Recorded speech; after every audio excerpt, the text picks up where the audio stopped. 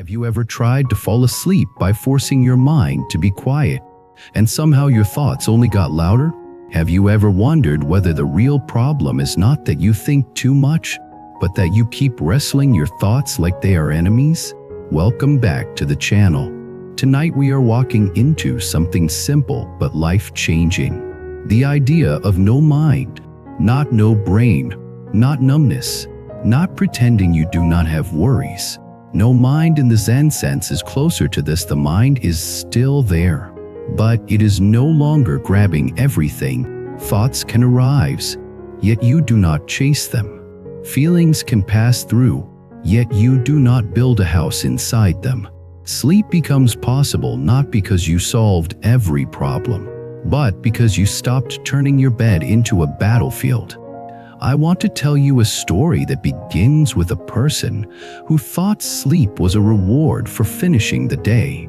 They believed if they worked hard enough, if they planned enough, if they fixed enough, then the mind would finally allow rest. But the mind does not work like that. The mind is more like a river. The more you punch the water, the more it splashes. The more you demand silence, the more noise you create. And one night, when this person finally could not take it anymore, a few Zen stories and Buddhist teachings turned into a lamp in the dark. His name was Owen. Owen had always been a responsible person. He did not say that to brag. He said it like someone describing a burden. He was the kind of person who remembered birthdays, paid bills early, answered messages fast, showed up on time, and felt guilty when he relaxed. He thought this was maturity. He thought the tension in his chest was normal. He thought everyone lived with an inner engine that never fully shut off. Then his sleep started breaking. At first it was occasional. One bad night after a stressful week, 2 bad nights after a conflict. But then it became a pattern. He would lie down, turn off the light, and within minutes his mind would begin its nightly parade. Conversations he should have handled better. Emails he forgot to send. A mistake he might have made. A future problem that might appear. A future problem that might never appear. The mind did not care. The mind just produced possibilities and demanded Owen treat them like emergencies. He tried the usual advice. No coffee after noon. Dark room, cooler temperature, white noise, supplements. He even tried strict bedtime routines with military discipline. He tracked everything in an app, and because Owen was Owen, he tried to win sleep by controlling it. The result was predictable. The more he tried to control sleep, the more anxious he became about not sleeping, and the more anxious he became, the less he slept. He started fearing bedtime. Imagine that. The bed, a place meant for rest, becoming a place you dread. One night, he lay awake until nearly morning. He stared at the ceiling, unfelt anger, not at anyone else, at himself. Why can I not do something as basic as sleep? That question is poison, because it turns a natural struggle into a moral failure. The next day at work he felt foggy. He reread the same paragraph 5 times. He forgot a simple task. He snapped at a co-worker over something small. Then he felt ashamed. Shame created more tension. More tension created more insomnia. The loop tightened. Owen began to feel like he was losing his life in slow motion. One evening he visited his uncle Ren for dinner. Ren was not wealthy. He was not famous. He lived in a small apartment with plants by the window and books stacked in uneven hours. Yet Ren always seemed calm. Not fake calm. Not calm as an image. Calm as a way of moving. Owen tried to hide his exhaustion. Ren noticed immediately. Ren asked, "How is your sleep?" Owen laughed without humor. "Terrible." Ren nodded as if he expected that answer. He said, "Do you want advice that sounds simple but is hard?" or advice that sounds complicated but changes nothing. Owen stared. He said, "Simple, but hard." Ren smiled. Then he said, "Stop trying to force your mind to stop." Owen felt irritation. He said, "That is the whole problem. My mind will not stop." Ren poured tea and said, "Your mind does not stop because you keep grabbing it. You keep pulling it back into your hands. Let it be a mind. You be the sky." Owen wanted to argue, but his exhaustion made him honest. He said, "I do not understand." Ren said, "Let me tell you a Zen story." Ren began with a story about a student who went to a teacher and said, "Master, my mind is restless. I cannot meditate." The teacher said, "Bring me your mind and I will calm it for you." The student searched for his mind and could not find it as a solid thing. He returned and said, "I cannot find it." The teacher said, "Then I have already calmed it." Owen frowned. He said, "That sounds like a trick." Ren nodded. "It can sound like a trick if you think mind is a thing you can hold. But it is a teaching about experience. Thoughts appear. Where do they come from? Where do they go? If you look closely, you cannot hold them. You can only cling to them." Owen said, "But the thoughts still happen." Ren said, "Yes. No mind does not mean no thoughts. It means no clinging. It means you do not build a second world inside your head and then suffer inside that world all night." Owen took a sip of tea. He felt a small shift, not peace yet, but curiosity. Ren told him another story. A monk was being chased by a tiger. He ran to the edge of a cliff and grabbed a vine, hanging above the drop. Below him was another tiger. 2 tigers. No escape. Then the monk saw a wild strawberry growing on the cliffside. He reached for it, ate it, and said, "How sweet." Owen stared. "What does that have to do with sleep?" Ren said. The monk did not deny danger. He did not pretend life was safe, but he also did not add extra suffering by refusing to taste the moment he actually had. Your mind at night is full of tigers that are not in the room. Your body is in bed. Your mind is an imagined danger. The practice is to return to what is real. Breath, blanket, sound, darkness, the sweetness of not needing to solve the whole universe at 2 a.m. Owen felt something ache in his chest. He realized he had not tasted the moment in months. He had only used the moment as a platform for thinking. Ren leaned forward. "I will give you a practice for tonight. No apps, no forcing. Just this. When you lie down, do not try to stop thoughts. Instead, practice letting thoughts pass without grabbing them. Each time you notice you are grabbing, label it gently as grabbing, then release. That is all." Owen said, "That sounds too small." Ren smiled. "Zen is small. The mind wants drama. Zen wants truth." Owen went home that night with skepticism and a little hope. He lay in bed. The room was quiet. Immediately thoughts began. Tomorrow meeting. That email. That mistake. That fear. Owen remembered Dren words. Do not force. Do not fight. So he tried something new. He let the thought appear and said silently, "Thought." Then he returned to the feeling of breath moving in his chest. Another thought came. He said, "Thought." Another came. He said, "Thought." At first it felt stupid. Then something surprising happened. The thoughts kept coming, but they began to feel less sticky. They were still there, yet they were not pulling him as hard. He noticed the moment. He started building a story. He noticed the moment.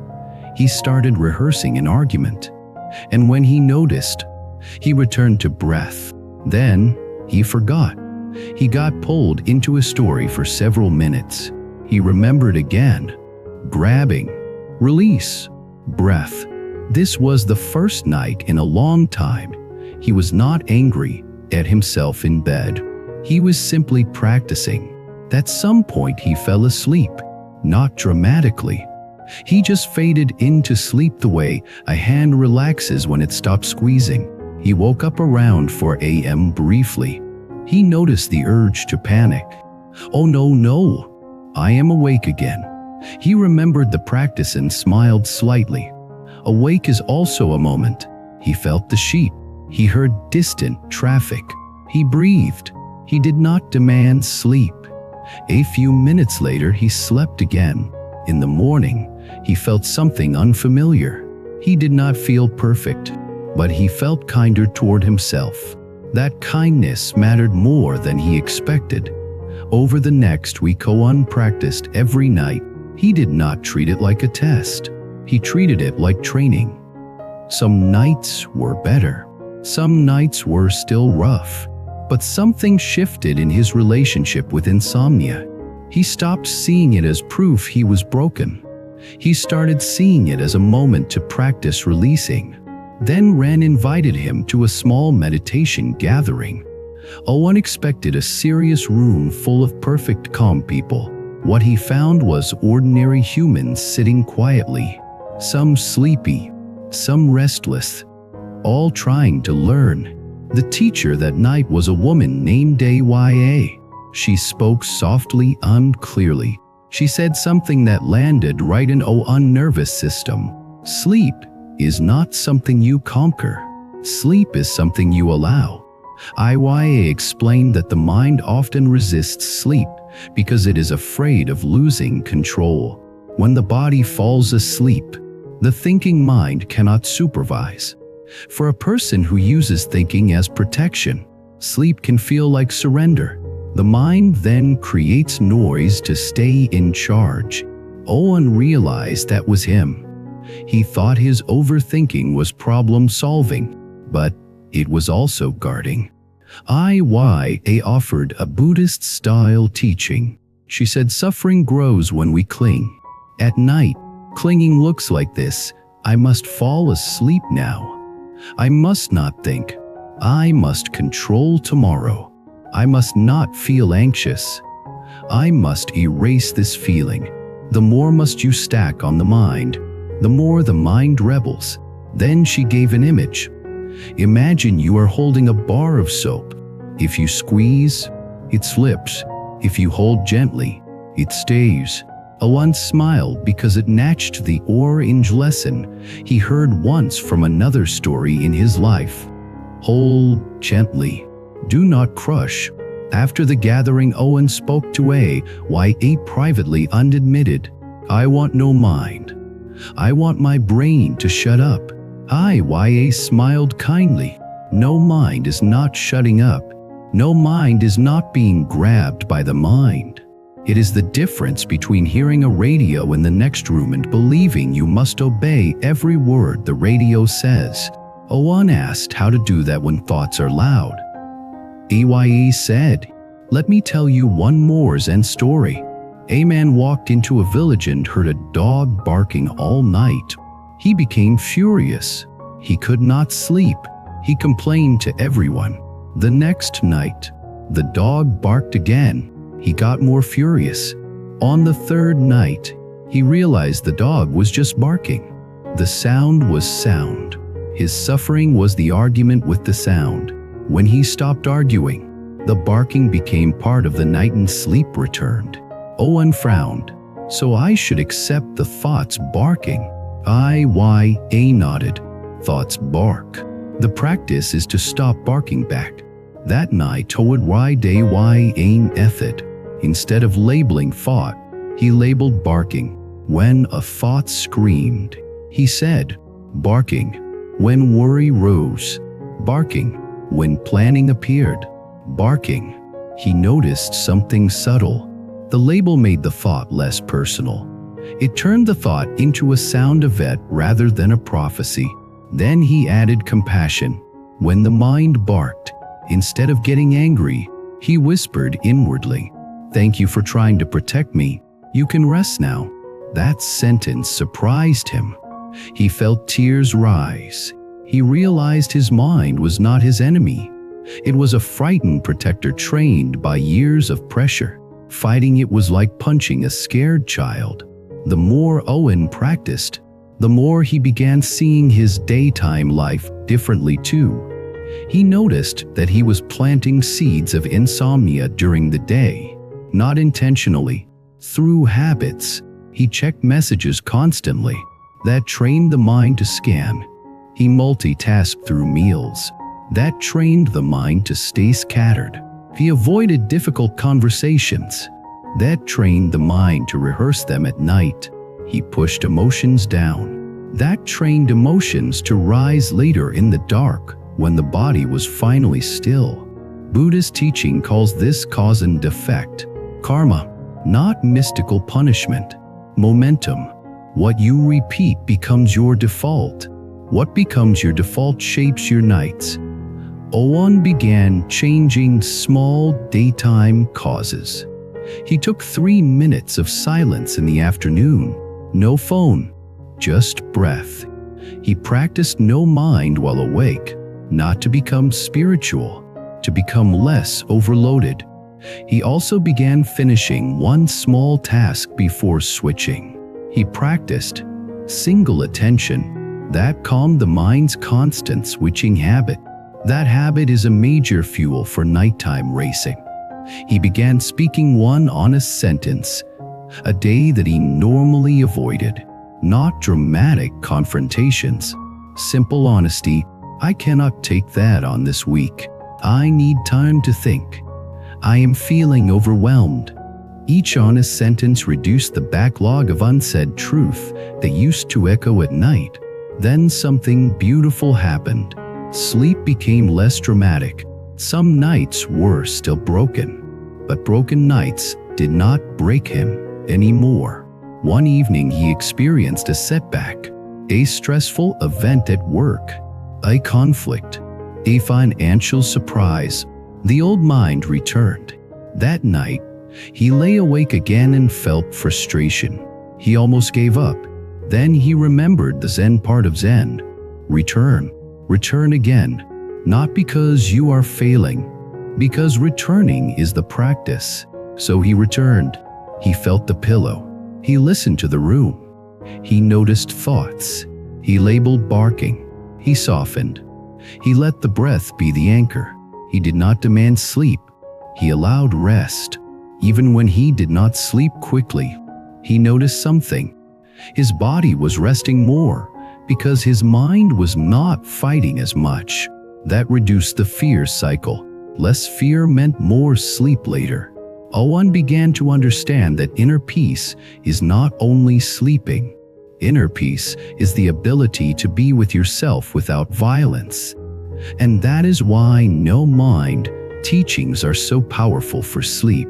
They do not say, erase the mind. They say, stop clinging to the mind. Now I want to speak to you directly, because you might be listening in bed right now. If you cannot sleep, do not turn it into a war. Do not stack must on top of must. Try a no-mind approach for one night. When thoughts come, do not chase. Do not fight. Notice. Label gently. Thought. Barking. Planning. Remembering. Worrying. Then return to the simplest reality you can touch. Breath. Blanket. Temperature. Darkness. If you wake up in the middle of the night, do not panic about being awake. Notice the panic as another thought event. Then return. A Zen-style instruction for sleep can be this. Do not try to fall asleep. Try to rest in this breath. Rest is always available. Sleep comes when it comes. There is also compassion. If your mind is racing, it is likely because you have carried too much alone. If your mind cannot stop scanning, it is likely because you have been living in stress mode. Do not shame yourself for that. Shame is another tiger. Meet yourself the way a wise friend would. Say inwardly, this is hard. I am here. I can breathe. If you want a simple bedtime image, use this. Imagine your thoughts are leaves floating down a river. You are not the leaves. You are the riverbank. You do not have to jump in and grab each leaf. You can watch. The leaf arrives. The leaf passes. The night remains. That is no mind. I also want to share a quiet kind of personal reflection in the spirit of community. I have seen people who tried to fix insomnia by collecting solutions like trophies. They had the perfect pillow, the perfect tract, the perfect routine. Yet the mind still fought. When they finally learned to stop fighting and start allowing, sleep improved. Not because life became easy, because the mind became gentler. I have seen someone who could not sleep because of guilt. Their mind replayed a mistake. They kept trying to drown it with noise. It never worked. When they finally faced the guilt, apologized, and made amends, sleep returned. That was karma becoming wisdom. I have seen someone who could not sleep because of loneliness. When they finally reached out to a friend and admitted they were struggling, the loneliness softened. Sleep followed. That was compassion becoming medicine. So if your sleep is broken, consider not only the night, but the day. What are you feeding? What are you avoiding? What are you carrying? What are you clinging to? No mind is not a trick. No mind is a direction. A direction toward less clinging, less fighting, less inner violence. And here is the most important part. Do not demand perfection. If you practice no mind for sleep, you will still have nights where thoughts are loud. That is fine. Practice is not winning. Practice is returning. Return to breath. Return to softness. Return to the reality of this moment. If sleep comes, good. If sleep does not come quickly, rest still matters. Thank you for staying with me tonight. If you have your own Zen-like moment where you stopped fighting your mind and sleep returned, share it in the comments. And if you are in the middle of a hard season, tell us what your nights feel like. Someone else may read your words and feel less alone. Closing words: may your mind learn to loosen its grip. May your heart learn to rest without fear. May your nights become quieter, not because life is perfect, but because you stopped barking back at the barking mind. Subscribe, like, and stay with the channel, because the next story may be the one that helps you breathe your way into a gentler life.